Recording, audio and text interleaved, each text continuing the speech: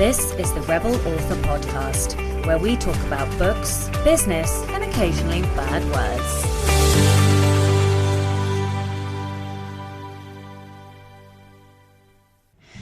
Hello, Rebels, and welcome to episode 53 of the Rebel Author Podcast. This week, it's all me, and we are celebrating the last year of Rebel authoring. So before we start, I just want to say an enormous, gigantic, rebellious thank you to each and every one of you listening. Whether you were with me from the start or you have only recently found the podcast, thank you.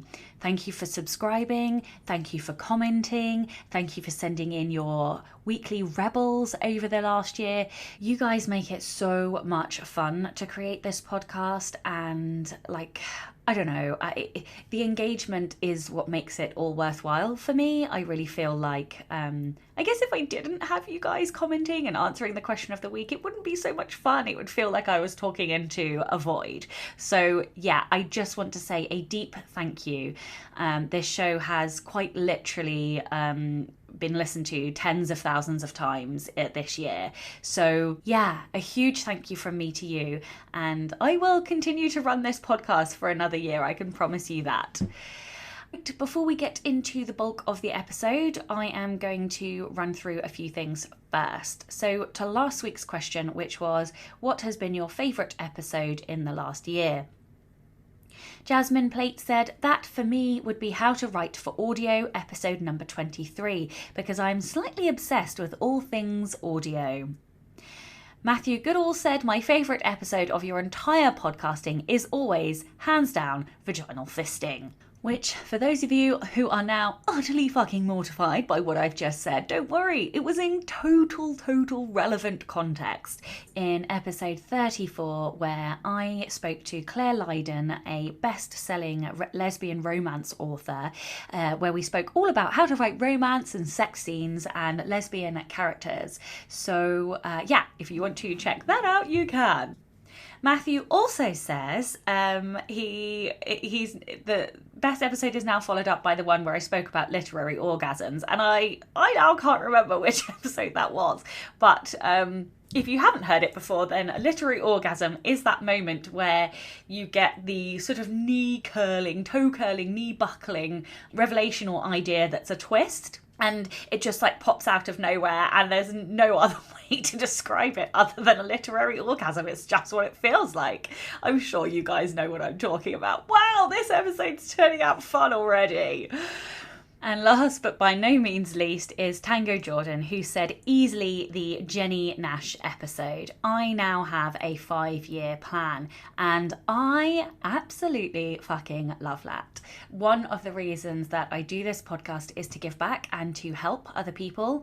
Of course, I learn something from every single guest that I have on, but it's really important to me that I'm also able to help you guys listening. So the fact that an episode has had that significant of an impact on somebody really means a lot to me, and I'm so happy that I have been able to help you guys. Oh yes, that was episode 49. The question of the week this week is, where would you like to be in your writing or your career or your writing business 1 year from now?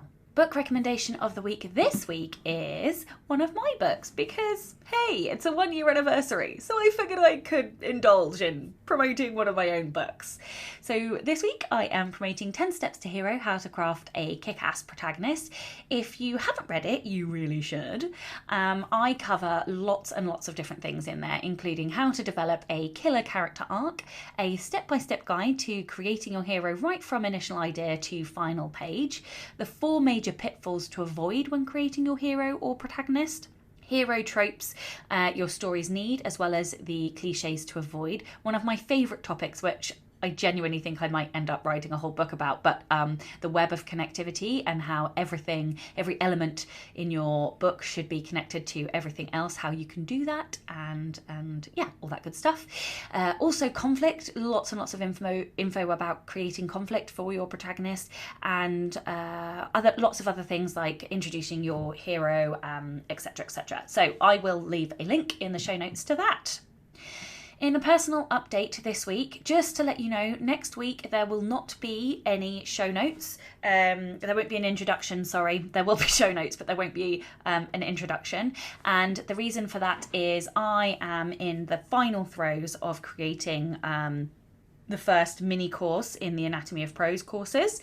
For those that don't know, basically I went to create a course and the Anatomy of Prose has so much stuff in it. It got very overwhelming. So I have drilled right down and I am creating multiple mini courses. So I'm working on the senses first, and that course is going to be about 3.5 hours long. So yeah, you can see, like, if I tried to create the whole book, the senses isn't even like one chapter, it's like half a chapter. So yeah, there's going to be a lot of mini courses coming out, and yeah, I'm super excited. So because of that, I have had to clear my entire schedule this week because I am due to launch it very soon and I haven't got it done yet. So no introduction next week. I will be back the following week. I will, however, be doing a live Poison and Prose session tomorrow as this airs, which will be the 30th of September, and that is to celebrate the 1 year anniversary of this podcast. Oh yes, of course I will include a link in the show notes, and that will be at 8 p.m. UK, which is... what time is it? It will be 12 p.m. PST, 3 p.m. EST, and 5 a.m. In Sydney, Australia time. I will also be doing a webinar to help promote the launch of the Senses course, and that webinar is going to be at 7 p.m. UK time on the 8th of October, and that is being hosted by Pro Writing Aid, so I will include a link in the show notes to that. Rebel of the Week this week is Kahlan Weir, and I hope I have said your name correctly. Kahlan says, I don't know how rebellious this counts as, but years ago when I was in 9th grade biology, we had a review day for a test. Well, like the goody two-shoes I am, I was all sorts of ready for that test as I'm naturally inclined as a student in most subjects. So I decided to spend my time catching up on reading. Well, my biology teacher didn't like that much and decided to call me out in front of the entire class to put the book down.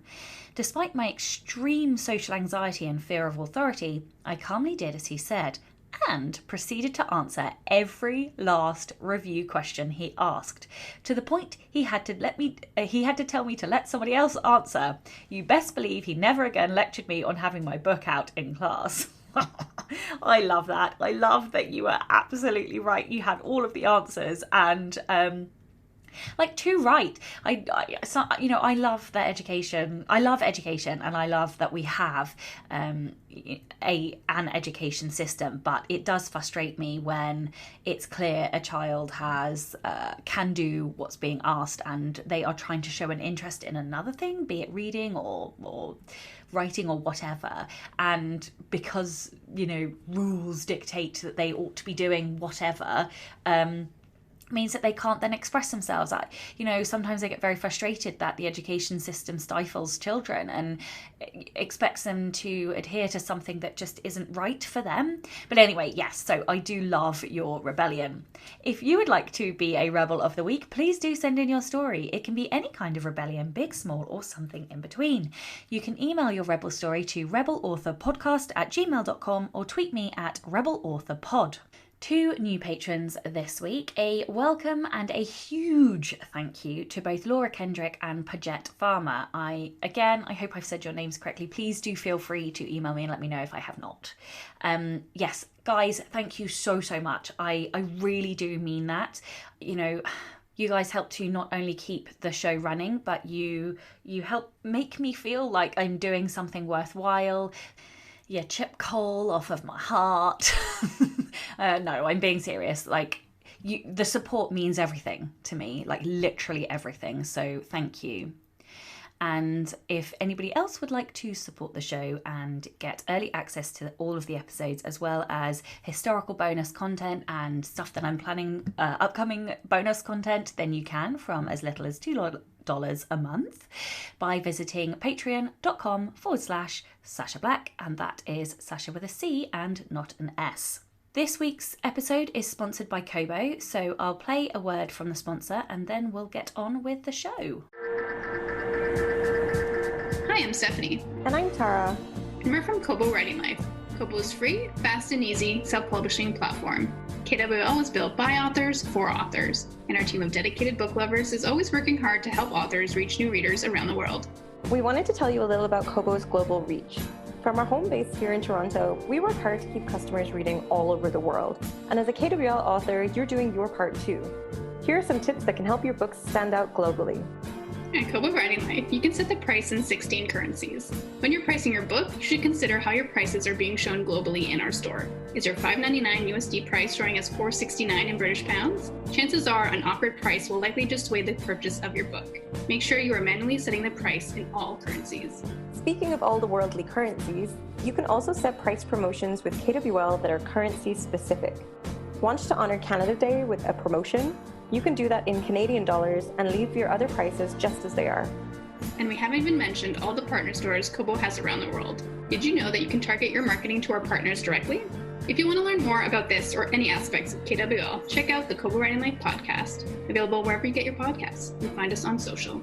You can create your free account today at kobo.com/writinglife.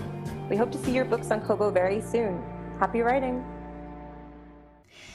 It's a little odd for me to be celebrating a 1-year anniversary for a podcast I genuinely wasn't ever sure I was even going to start. I was shrouded in fear when it came to podcasts. I had been listening to them for like ever. I had a huge list of podcasts that I would stream during work time, to be perfectly honest. And well, actually, to be fair, anytime when I was cooking, when I was driving, any time possible, I would try and consume information via podcasts. And I totally and utterly fell in love with them. Why I then didn't start my own podcast, I'm not entirely sure. Maybe it was a lack of confidence, maybe it was time, I don't know. But I am very, very glad that I did start this podcast. And so to celebrate, I want to go through some of the big lessons and some of the big takeaways and some of the good things and I guess some of the bad things too that have happened over the last year. I also want to say how deeply thankful I am for this show, as week by week I have felt my own confidence grow. I think it's easy because I create something like this and because there are lots of podcasters out there. It's easy to think that because we do this, we are full of confidence and we put on our show voice when we come on here. But actually, I was shitting myself before I started this podcast. And I did the painful thing of going back and listening to a couple of the early episodes recently. And it's excruciating. You can I can hear the nerves in my voice. And certainly over the more recent episodes, I'm still nervous, but I am not as nervous as I was. But yes, I know that there are lots of people listening who would like to create their own podcast and may not for nervous reasons or confidence reasons. But believe me, I didn't have the confidence to start this. I just fucking did it anyway because I don't like letting my fear win. And so yes, that's one thing that I wanted to tell you guys. As I said, week by week, I have felt my confidence grown, and I've heard it in my voice as well as I've relaxed into being able to interview people. And I think in some ways this show has been an enabler of sorts. It's a sculptor. It's helped me shape me into my best self. I've really come into this I guess rebellious ethos, this rebellious theme, and it showed me how I can put more of that into me and my work and what really matters to me on the inside. So if anyone else wants to start a podcast, I highly recommend that you do. Another thank you before we get into the bulk of this episode. I wanted to take a minute to thank all of the industry experts and business professionals who have come on the show over the last year. These guys are really, really fucking busy, and they take the time out of their schedules to let me grill them. And not only grill them, but I take lessons from them, and hopefully I'm sharing nuggets of wisdom with you guys that you guys are finding helpful as well. And without them, there would be no podcast. So if anyone who has been on the show is listening, please know I am extremely grateful for your time. I'm very grateful that you wanted to come on the show and chat rebellion with me. So thank you. Last, I have a hope for this podcast. I hope that it's an empowerment tool for everybody listening, that you are able to take something from the shows each week, whether it's something small, something big. If it's no longer doing that, then it's not worth it for me. This is one of my big hopes each week, is that I am able to give something back to you guys. So yes, I hope that it continues to do that. And if you guys ever want another segment or something else in the show, please do write in. Okay, on to the big lessons and takeaways. Okay, so lesson 1 is about big leaps, and this was also a lesson for me in my 1 year of working for myself, 1 year as a full-time author.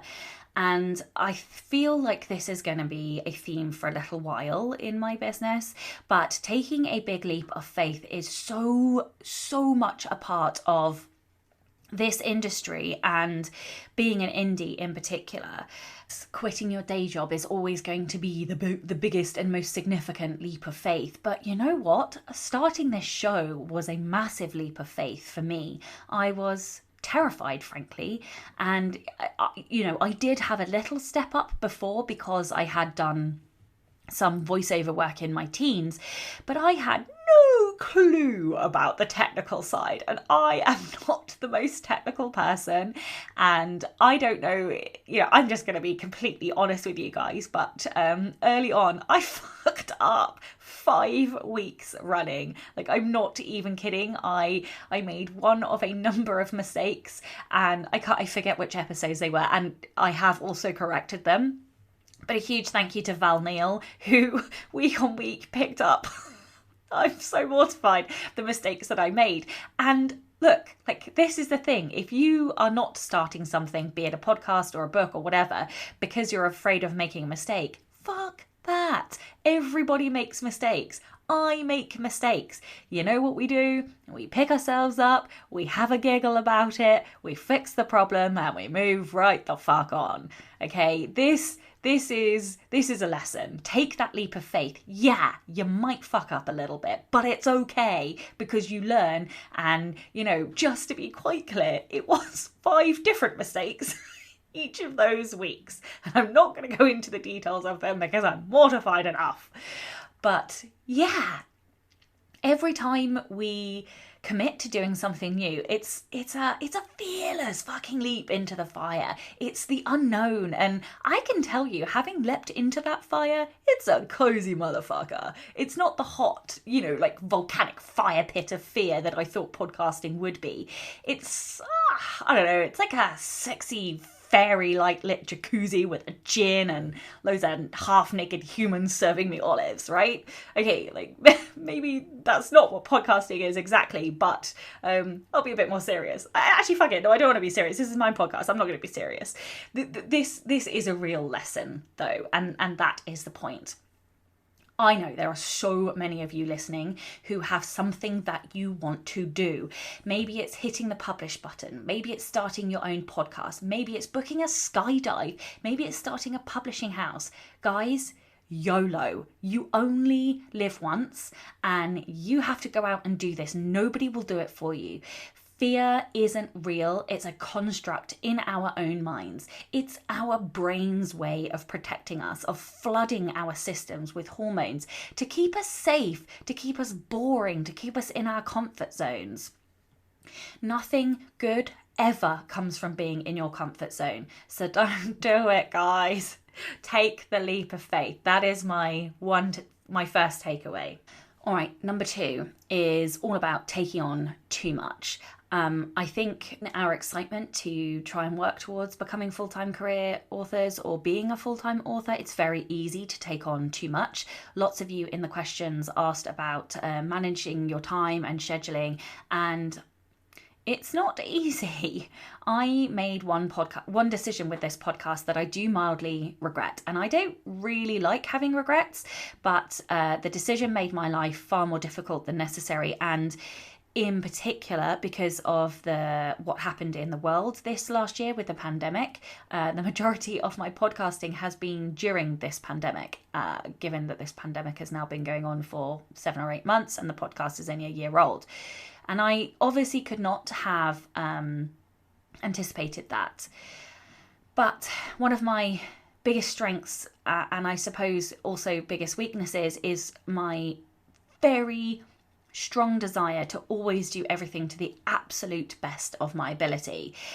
And you might think, well, that's obviously a good thing, but also it can be a bad thing because it means I take forever to get something done. And it also means that I'm incapable of creating an MVP, also known as a minimum viable product. I don't understand MVPs. I don't really understand how to do that. I don't know how to create something that isn't 100% of what I want it to be. And I've discovered this, whether it's a strength or weakness, I don't know, but I've discovered it through the Clifton strengths testing and all of the information around that. But whilst it's great for customers and, it is fun for me to do that, in creating and trying to do that with the podcast, I did overreach myself. I set up... At the beginning, I set up so that each podcast would have transcripts. It gets posted on Patreon, Podbean, my blog, YouTube. I also had to edit as I've mentioned, I've had to edit all of the transcripts and emails to the guests. And each one of those channels also has different graphics that need creating. And then to promote it, I have to schedule social media, and I have Facebook, I have a Facebook group, I have Instagram, I have Twitter, Pinterest. So what I essentially did was create a lot of doorways into the podcast, which is great. That's helped with finding listeners. It's made the podcast look professional and slick. Sorry, my chair is creaking. But I also created a shitload of work for myself, and it may not have been such an issue if it weren't for the coronavirus. But these things happen. Coronaviruses do happen, or life things happen, and that cut down of my hours, it caused chaos for me trying to get the podcast out, and I very nearly stopped. I was really concerned at one point that I wouldn't be able to continue the podcast, and it taught me a lesson that sometimes minimum viable products are okay, and that's huge for me. I did stop posting quite as much of the scheduling of the show, and I stopped the transcripts because to find a solution to my time issue, it was either cut back or cut it entirely, and I didn't want to do that because I love this podcast. So yeah, maybe this is a lesson maybe some of you listening can relate to always wanting to deliver to the best of your ability, but here's me saying sometimes you don't have to, and I'm saying this to myself as well, because no one's gonna die if the podcast doesn't have the most expert show notes or whatever. It's not the end of the world, Sacha. You can live with minimal show notes. It's fine for a while. My point that I'm trying to make is sometimes it's better just to get it out, to publish that thing or create the first podcast and evolve it as you go. It doesn't need to be perfect from the outset, and this is so much of a lesson also for drafting. The first draft doesn't have to be the best draft. It just has to be a draft. You can fix it later. So yes, that's number 2. All right, number 3, people are everything. So I did ask in my Facebook group for lots of questions, which I was going to answer on this show, but actually I've decided to answer them in the Q&A on Wednesday the 30th of September. But one question I thought I should answer on this, and that was from Renee Gallant. Renee says, you have so many irons in the fire, and I would like to know how you fell into all of these things, or how the doors of opportunity open themselves to you. And this plays so much into this lesson for me, because people really are everything. I often like to think of myself as a lone wolf, and I think that's a very common thought for most writers. It's a solitary job. We do this on our own. Many writers are introverts, or even if they are extroverts, they still gain a lot of energy from being by themselves. And so we perpetuate this myth that we are lone wolves, but guys, it's a load of bollocks. We are not lone wolves. Through this podcast, I have met dozens of new authors, business owners, entrepreneurs, and each one is a new connection. And out of those connections have come multiple opportunities. Sometimes I've helped guests and other times they've helped me. And it would be remiss of me if I didn't mention Daniel. I'm sure he'll listen to this and don't let this go to your head, buddy. Daniel's become one of my best writing friends. Like, I can't, we met through a mutual friend, but our first interaction was via our podcast. We interviewed each other for our podcast. And thank God we did, because he's literally one of my best friends now. And we're hosting our own podcast. And if you don't listen to the Next Level Authors, you really fucking should. But yeah, like there are so many opportunities that come out of podcasting and just meeting other people, and especially in times like this where all of the in-person conferences are being cancelled. But Renee asked how I fell into them and how these doors of opportunity opened themselves. Well, people, that's it. There is no other way. And the thing is, it might not be immediately. It might not be that first interview you do, but perhaps you reach out and comment on something of theirs, and then they comment on something of yours, and then all of a sudden you're emailing each other, and then somebody's hosting a conference and asking you to speak. Like, people, connections, just being supportive and helpful and nice to other people is how these opportunities appear. Yes, you obviously have to still do the hard work of creating your books and creating your products. These help to build your reputation, but people are everything. I can't explain or, tell you guys enough that the one thing you can do to help grow your career, your author career, is, yes, okay, obviously write books, but secondary to that is to network and to make friends and to help people and support people and talk to people. I know it's scary, I know it's horrible, but we're just humans too, So yeah, like some of the things that have come out of this podcast, I've ended up co-writing with one of my guests. I have been a speaker at various different events. I've created promotional opportunities. I've had invites onto other podcasts, joined mastermind groups, found new friends, best friends. Like, so much comes out of just talking to other people. And if you have a podcast, then it's an excuse to get those people into a room with you where, you have their undivided attention. And there is no better way to create a connection than when somebody has your undivided attention. So even if you find connecting hard and you don't want to run a podcast, that's okay. But my takeaway for you is to encourage and push yourself outside your comfort zone when it comes to people. People are everything. Podcasting is a brilliant method of connecting, and that counts for even if you are introverted or nervous. So if you have been thinking about podcasting, then I highly, highly encourage you to do it. It gives you, I guess, like some armor and confidence, and certainly does that for me. I hate telephone calls and I avoid calling people at all costs, but the podcast gives me the confidence because it's like I've said, it's armor. I come on this show and it's armor and I'm doing a job, and it helps me to connect with other people. So that's what I'm saying to you. Try and put yourself out there. Try and connect with other people, as that's where my opportunities come from. Number 4 is about money. Now, money has a stigma. I've done a couple of shows on money because I think it's so important, and I don't really understand why we have so much stigma around money. It's a nonsense that society has bred into us, and just like some of the other things I've said on this podcast, it's total bullshit.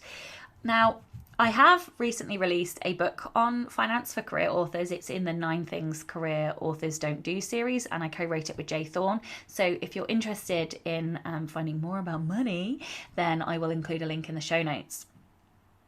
But I appreciate that I bang on about multiple streams of income all the time, but it is genuinely one of the most important and fundamentals for my business. If it weren't for the fact that I have multiple streams of income, I couldn't have left my day job.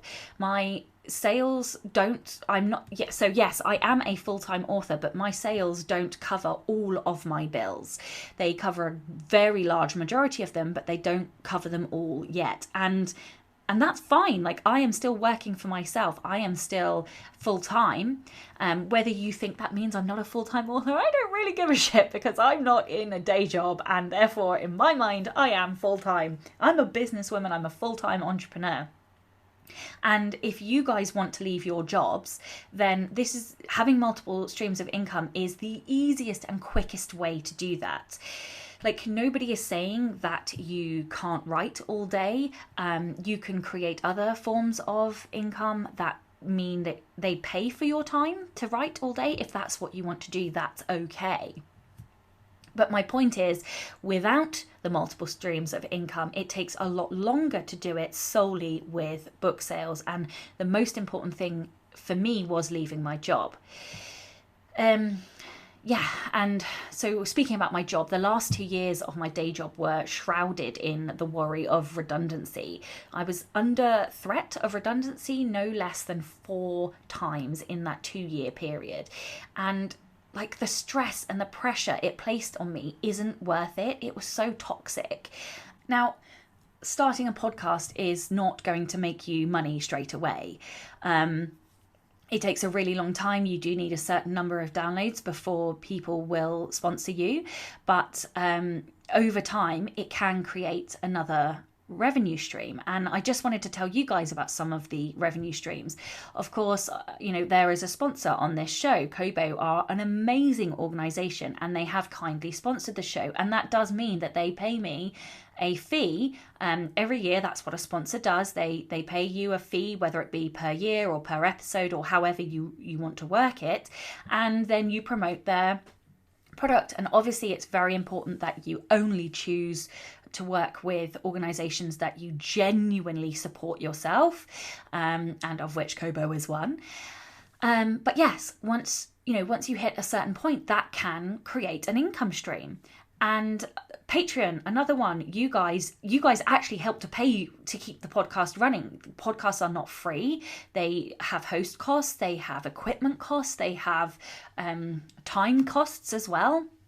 So Patreon help, that's another income stream connected to the podcast. And obviously you have to think about what rewards and benefits you're going to put into Patreon.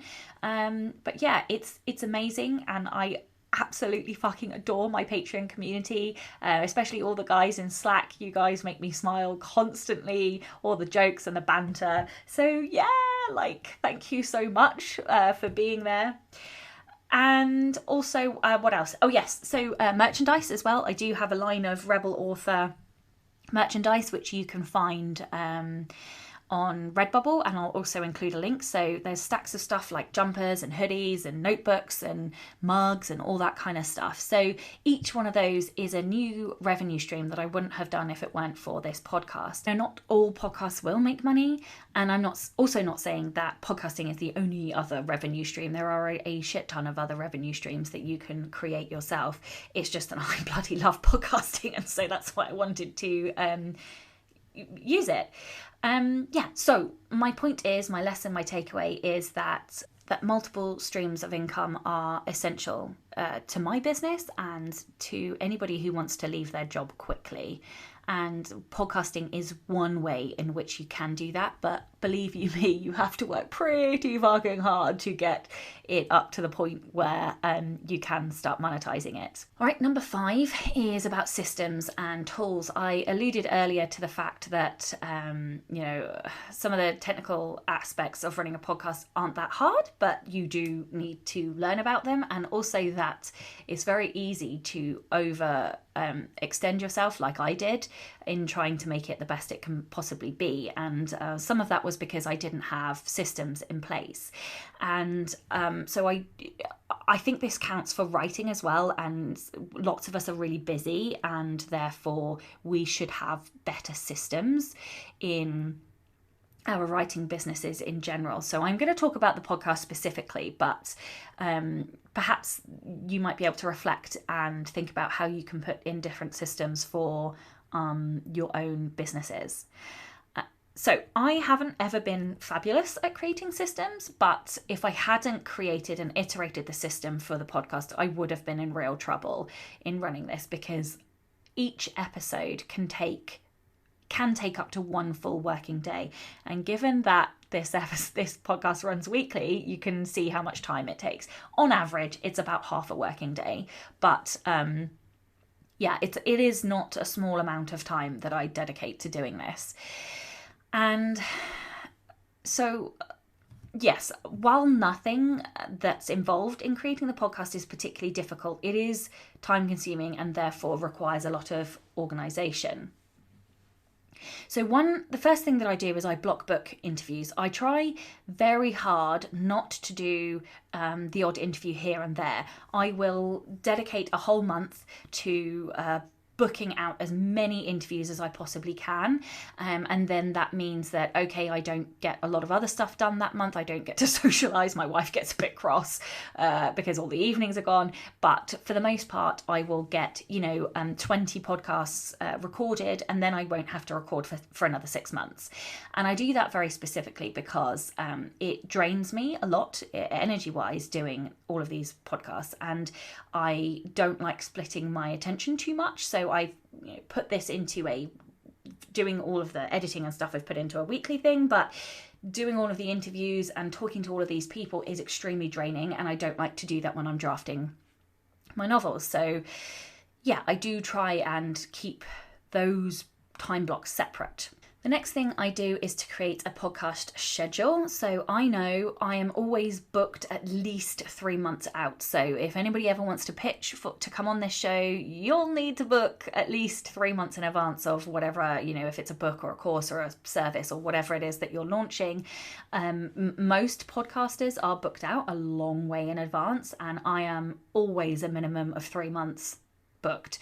So yes, and so whenever I book a new podcast, it goes into the next earlier slot for the most part, unless there's something I know that's booked for a specific time. And that's really helped to ease the pressure. I like things planned a long time in advance, so that's also helped. Next, I have created a lot of templates. So I have an email template to email all of my guests with all of the links, and then I just replace the links each time. What else? Templated graphics for each week as well, so I can just swap the images. That's helped to reduce the amount of time it takes to create those. And then similarly, I've also created a template for my show notes. So I have slots. I always talk about Rebel of the Week. I always do a personal update. I always talk about the question of the week. And all of that's in the same order every week, because I read it off. Well, not read, I sort of ad lib and have my notes next to me, and that they are in a particular order. In terms of software, I love Calendly. That's Calendly.